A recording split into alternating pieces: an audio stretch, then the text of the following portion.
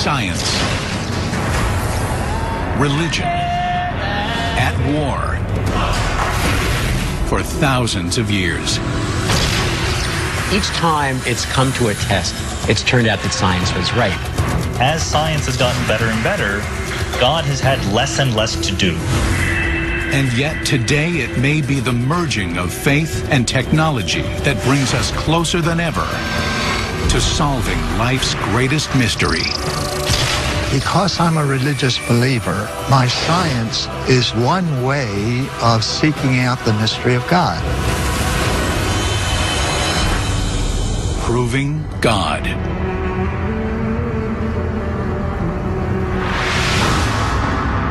For centuries, the Catholic Church waged war on science, believing its very existence could undermine the most sacred tenets of faith. Scientists were branded as heretics, their breakthroughs hidden from the public, and sometimes even recanted under threat of death. But today, there are signs of radical change. When people learn that I'm both a priest and a scientist, and particularly working for the Vatican that has an observatory, the question is always, why? Why does the Vatican have an observatory?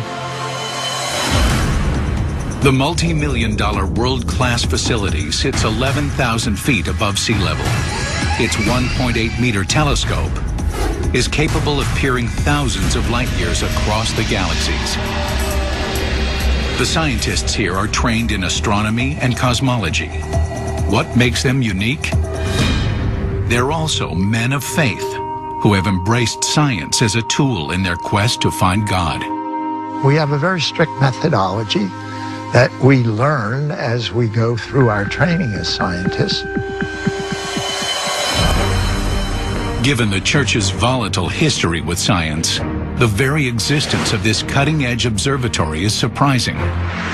Well, especially since the Enlightenment, there has been an acrimonious relationship between science and religion, where science, I think, has explained more and more and more of the world, and religious people have gotten more and more and more threatened. The core of the threat for believers is that science will so shrink God that there is no God. And with that goes a whole way of life, a whole worldview.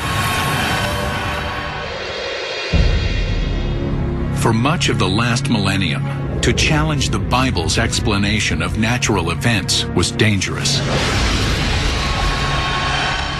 In the early 1600s, prominent astronomers were put on trial when their scientific findings conflicted with commonly held religious beliefs. One of the most threatening scientific ideas was a theory advanced by astronomers Copernicus and Galileo. The Church taught that the Earth was the center of the solar system and the sun revolved around it. But Copernicus and Galileo suggested the opposite, that the sun was the center of the solar system.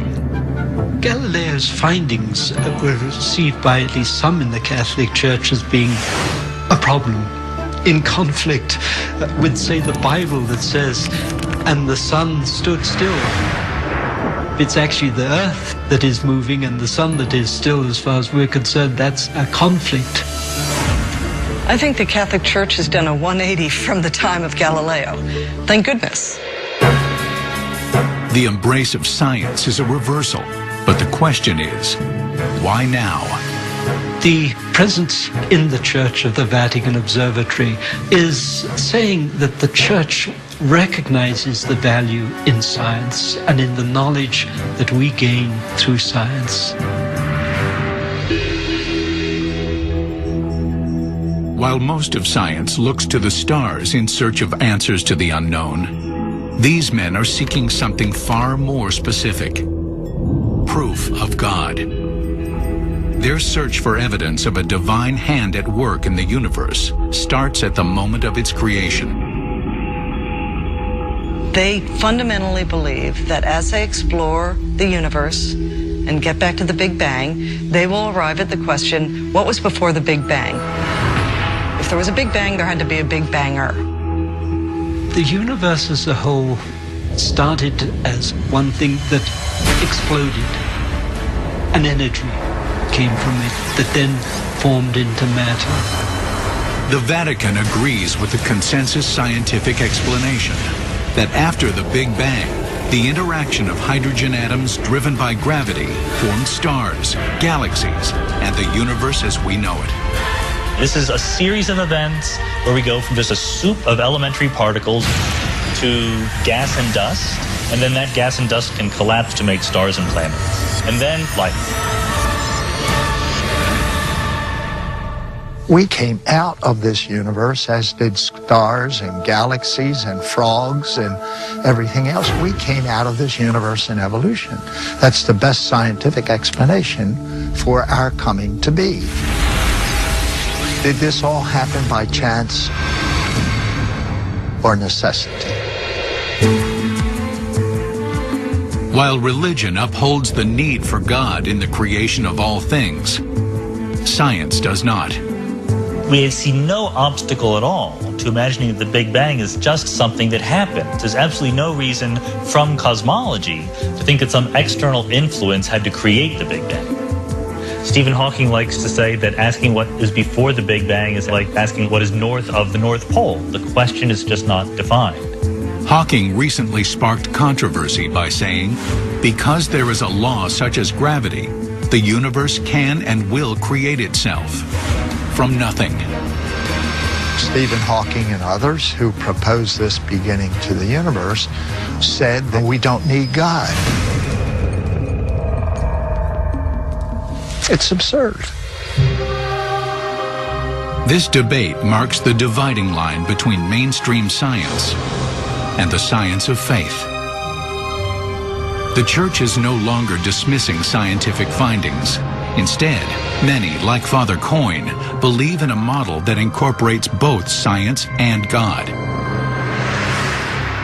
It's known as the theory of the fine-tuned universe. It holds that the exact conditions required for the creation of life are so precise that they could not have sprung up at random. To these men, the fine-tuned universe model is a blueprint for the creation of everything. And God is the architect. If each one of those constants were not the value that we measure, let's say 1 part in a million, we would not be here. So that is the notion of a finely tuned universe, that things were calibrated. It's like Goldilocks. It was just so. Not too hot, not too cold, and bang, we have a universe where people are intelligent and asking the big questions. You can't prove God from that, but it's awfully suggestive of a creator. If the fine-tuned universe theory is correct, then God created the whole universe, but left the details up to nature. The worst thing to do would be immediately to say that God did it. It's not all predetermined. He made a universe that has an indeterminacy to it, from the very micro to the very macro.